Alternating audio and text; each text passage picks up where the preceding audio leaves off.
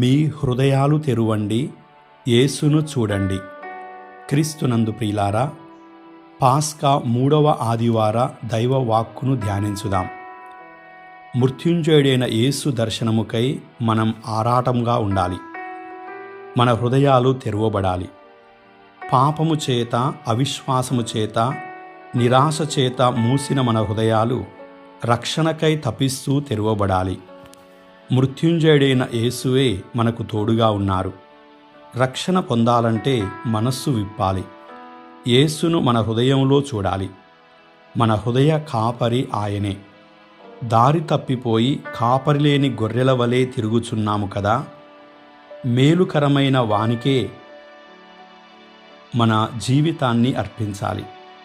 పునరుత్థానమైన యేసును 3 రోజులలోనే గుర్తింపలేని గుడ్డివారిగా, ఆయన స్వరమును ఆలకించలేని చెవిటివారిగా ఎమ్మావు మార్గములోని 2 శిష్యులు మారారు. ఆయనే స్వయంగా శిష్యులతో ప్రయాణం చేసి వారి హృదయాలను తెరిచారు. లేఖనాలన్నీ వివరించారు.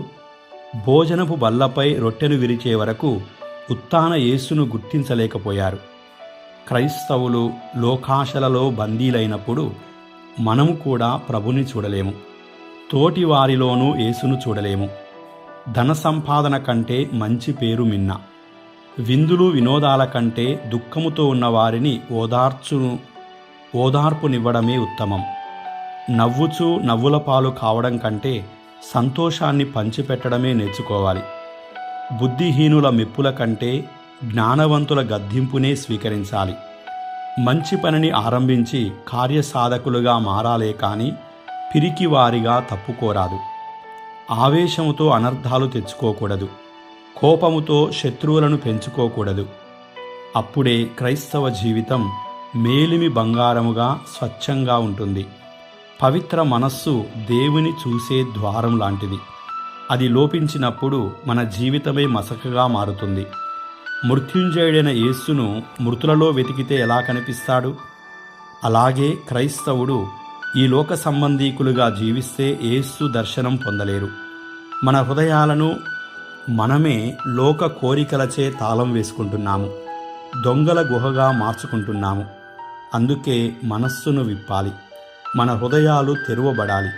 యేసును చూడాలి. ప్రియులారా, నేడు మన జీవన పరిస్థితులలో మృత శరీరాల్లా కొట్టుకుపోకూడదు. పొట్టులా ఎగిరిపోకూడదు. సజీవులంగా జీవించాలి. తోటివారి జీవితాల్లో ఉత్థాన జీవం పోయాలి. యేసు తన శ్రమల మరణము ద్వారా నిరుత్సాహానికి లోనైన శిష్యులకు ఆయనే పలు విధాలా కనిపించి పలు సందర్భాలలో వారి విశ్వాసాన్ని బలపరిచారు. తాను సజీవుడనని తెలియపరచి వారి విశ్వాసాన్ని దృఢపరిచారు. వారి గురువు చనిపోయాడని దుఃఖముతో నిండిన శిష్యులు తమ పాత వృత్తులలోనే జీవించాలనుకున్నారు. కానీ పునరుత్థాన ప్రభువు దర్శనాల ద్వారా వారి హృదయాలను తెరిచాడు. రక్షణ ప్రణాళికను లేఖనాల ద్వారా వివరించాడు. యేసు జీవిత పరమార్థాన్ని గ్రహించే ప్రయత్నం చేసినప్పుడే మన హృదయాలు ప్రేమతో కదిలింపబడతాయి. దేవుడు ఎల్లప్పుడూ తన ప్రజల మధ్యనే ఉన్నాడు. అందరికీ అందుబాటులోనే ఉన్నాడు. ప్రజలే ఆయనకు దూరంగా వెళ్ళారు. వారిని తన ప్రజలుగా స్వీకరించి నిత్యజీవ మార్గం చూపడానికి యేసు ప్రభువే ఈ లోకానికొచ్చాడు. మనం ఆయనకు మొరపెట్టుకున్నప్పుడు ఆయన మన ప్రార్థనలను ఆలకించి మన భారములను ఆయనే స్వీకరించి మనకు విశ్రాంతినిస్తాడు. దేవుడు ఆత్మస్వరూపి కావున నేరుగా మన కళ్ళతో ఆయనను మనం చూడలేకపోవచ్చు. అందుకే ఆయన వివిధ రూపాల్లో మనకు కనిపిస్తున్నాడు. ఆయన రూపాన్ని, స్వభావాన్ని గుర్తించలేక అనేక మార్లు ఆయనను తృణీకరించామేమో, నిర్లక్ష్యంగా వ్యవహరించామేమో. మనం ఎలాంటి వారమైనప్పటికీ ఆయన ప్రేమ తరిగిపోదు. ఆయన ఆజ్ఞలు, ఆయన ఉపదేశం అర్థం చేసుకొని ఆయన వాక్కు రూపంలో మనల్ని ప్రేరేపిస్తున్నాడని, మన విశ్వాస జీవితాన్ని కొనసాగించాలని, ప్రభువు పలు రూపాల్లో దర్శనమిస్తున్నాడని మనము గుర్తించడం ప్రారంభించాలి. ప్రియులారా, యేసు భౌతిక ఆత్మ దర్శనాన్ని కూడా శిష్యులు గుర్తించలేకపోయారు. బాటసారిగా భావించారు. ఆధ్యాత్మికంగా తపిస్తూ మనం జీవించాలి. అప్పుడు మన గుండె నిండా దేవుని జ్ఞాపకాలతోనే నింపుకోగలము. అనవసర వాదనలకు, మాటలకు, క్రియలకు అవకాశం ఇవ్వకూడదు. యేసును దర్శించే అనుభూతికై జీవించాలి. ప్రియులారా, మన హృదయాన్ని విప్పుదాం, యేసును చూద్దాం, జీవితాన్ని ధన్యం చేసుకుందాం. ఈరోజు దేవుని వాక్కు మనందరికీ కూడా మన జీవితం ఎలా ఉంది, ఎలా ఉండాలో ఆత్మ పరిశీలన చేసుకునే అవకాశం ఇస్తూ ఉంది. ప్రియులారా, అపోస్తుల కార్యములు 2వ అధ్యాయం 14వ వచనం, 22వ వచనం నుండి 28వ వచనం వరకు మొదటి పాఠంలో పేతురు ప్రసంగాన్ని వింటున్నాము. ప్రియులారా, దేవుని కార్యాలు మన మధ్య స్పష్టంగానే ఉన్నాయి. పేతురు చేసిన గొప్ప ప్రసంగం యేసు చేసిన అద్భుతాలను, సూచనలను, మహిమలను ప్రజలకు గుర్తు చేయడం ప్రారంభించాడు. ప్రియులారా, మన జీవితంలో కూడా దేవుడు ఎల్లప్పుడూ పనిచేస్తూనే ఉన్నాడు. మనము కళ్ళతో మాత్రమే కాదు, హృదయంతో దేవుని కార్యాలు చూడగలగాలి. దేవుని ఉనికిని గుర్తించడం మన విశ్వాసానికి ఎంతో అవసరం. రెండవది, దేవుని కార్యాలు ఎప్పుడు విఫలం కావు. యేసు సిలువ వేయబడడం శిష్యులు చూసి ఇక యేసు పని అయిపోయింది అనుకున్నారేమో, కానీ దేవుని కార్యాలు విఫలము కావు. మన జీవితంలో వచ్చే కష్టాలు దేవుని ప్రణాళికలో భాగమై ఉండవచ్చు. కృంగిపోకూడదు. దేవుని ప్రణాళికను నమ్మాలి, ఆయనపై ఆధారపడాలి. మూడవదిగా, పునరుత్థాన ఆశ మన జీవితంలో ఎప్పటికీ ఉండాలి. పేతురు బైబిలు గ్రంథము నుండి ప్రవచనాల ఆధారంగా యేసు పునరుత్థానాన్ని వివరించాడు.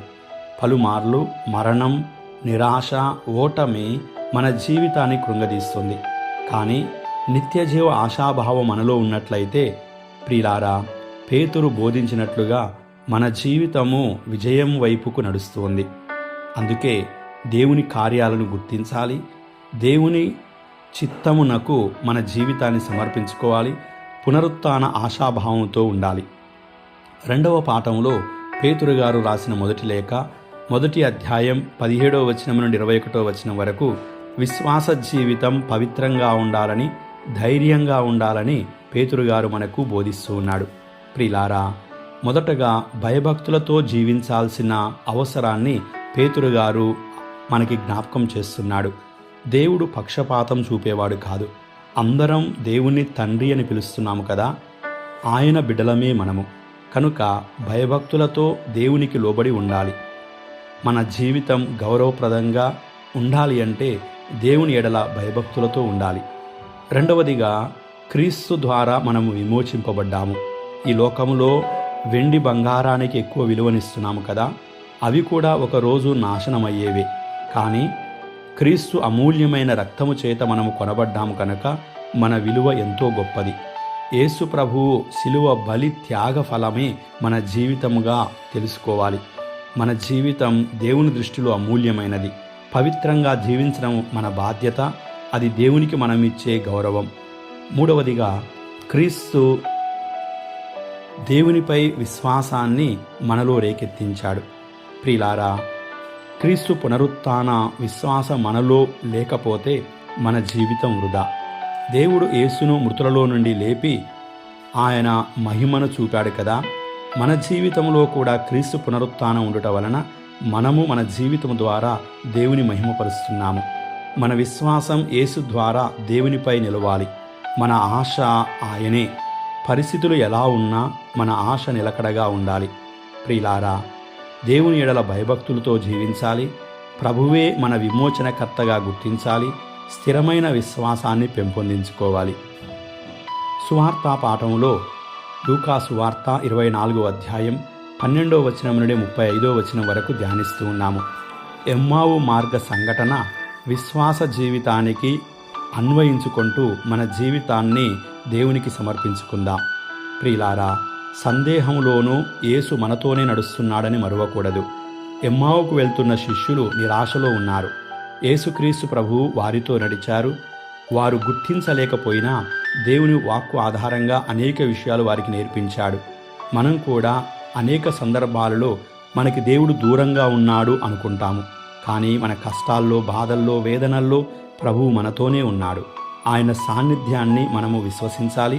ఆయన మనతోనే ఉన్నాడని ఆత్మీయ దృష్టితో చూడాలి. రెండవదిగా దేవుని వాక్కు మన హృదయాన్ని తెరుస్తుంది, మనకు జ్ఞానోదయాన్ని ఇస్తుంది. యేసు ప్రభువు శిష్యులకు ఎమ్మావు మార్గంలో వారితో నడుస్తూ వారి హృదయాలు దహించుకొని పోవునట్లు గ్రంథాల నుండి తనను గురించి వారికి వివరించాడు. దేవుని వాక్కు మనలో ఉత్థాన క్రీస్తు ఎడల స్పష్టతనిస్తుంది, ధైర్యాన్ని, ఆశను లేకెత్తిస్తుంది. ప్రియులారా, అనుదినము దేవుని వాక్కు ధ్యానం చేయడం వలన మనం విశ్వాస బలం పొందుతాం. దేవుని వాక్కు ఆధారంగా ప్రభువుతో నడవగలిగే అవకాశాన్ని ప్రభువు మనకు కలిగిస్తాడు. మూడవదిగా, యేసు శిష్యులతో పాటు భోజనానికి కూర్చొని రొట్టె విరిచినప్పుడు శిష్యులు యేసును గుర్తించగలిగారు. భోజన సమయంలో రొట్టె విరువగానే ఆ ఇద్దరు శిష్యులు ఆయన ప్రభువే అని గుర్తించారు. అప్పుడు ప్రభువు అదృశ్యుడయ్యాడు. ప్రియులారా, మన విశ్వాస దృష్టి మేల్కొన్నప్పుడు ఇక భౌతికంగా ప్రభుని చూడాలనుకోవడం అవసరం లేదు. ఎందుకంటే విశ్వాస జీవితం భౌతిక జీవితం కంటే ఎన్నో రెట్లు అధికమైనది. మనం అంతిమంగా పొందవలసినది కూడా విశ్వాస దృష్టినే. అందుకే పౌలు గారు ఇక మనము భౌతిక దృష్టితో కాక విశ్వాస దృష్టితో చూడాలి అన్నాడు. ప్రియులారా, ఇద్దరు శిష్యులు కూడా యేసును చూసిన తరువాత, ఆయన స్వరం విన్న తరువాత ఇక వారు తమ పాత జీవితంలో ఉండలేదు. వారు తిరిగి యెరూషలేమునకు వెళ్ళారు. క్రీస్తుకు సాక్షులుగా మారారు. మన జీవిత అనుభవం కూడా అలాగే మారాలి. ప్రార్థన ద్వారా, ప్రభువుతో మనకున్నటువంటి పరిచర్య భాగస్వామ్యం ద్వారా, ప్రభువు సేవా కార్యాలు చేయడం ద్వారా, ప్రియులారా, ప్రభువు మనతోనే ఉన్నాడని, ఆయన వాక్కు మన హృదయాలను మార్చుతుందని, మన అనుదిన జీవితంలో ప్రభు అనుభవం మనకు కలుగుతుందని మనం ఎప్పటికీ మరవకూడదు. కావున ఈరోజు క్రీస్తు పునరుత్థాన 3వ ఆదివార దేవుని వాక్కును ధ్యానిస్తూ మన హృదయాలను కూడా తెరిచి, ప్రభువా, నిన్ను చూసే విశ్వాస దృష్టిని నాకు దయచేయండి అని మనము ప్రార్థించేద్దాం.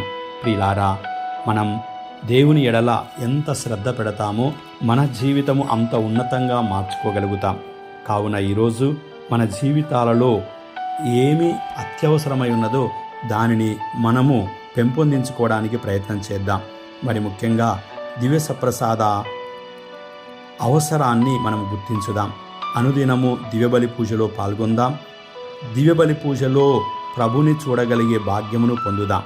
అందుచేత క్రీస్తునందు ప్రియులారా, ఎమ్మావు మార్గములోని శిష్యులు భయము నుండి విశ్వాసములోనికి ప్రయాణం చేశారు. కలవరము నుండి శాంతిని పొందారు. అజ్ఞానము నుండి దైవవాక్కు జ్ఞానం పొందారు. మనస్సు విప్పబడింది. యేసును చూడగలిగారు. ఈరోజు మనం కూడా భక్తితో విశ్వాసముతో ప్రభువుతో నడుద్దాం. ప్రభుని చూసి తరిద్దాం. ఓ ప్రభువా, మాతో ఉండండి, మా గృహములోనికి మీరు ప్రవేశించండి, మిమ్ము చూడగలిగే భాగ్యము మాకు అనుగ్రహించండి అంటూ భక్తితో విశ్వాసముతో దేవునికి మొరపెట్టుకుందాం. దయగల తండ్రి, మా విశ్వాసాన్ని బలపరచండి. మాలోని నిరాశను ఆశగా మార్చండి. నీవు మాతో ఉన్నావన్న ధైర్యముతో మా జీవిత ప్రయాణాన్ని సాగించుకున్నట్లు మాకు శక్తినివ్వండి. మా జీవితం ఎల్లప్పుడూ నీకు మహిమకరముగా మారునుగాక. ఆమేన్.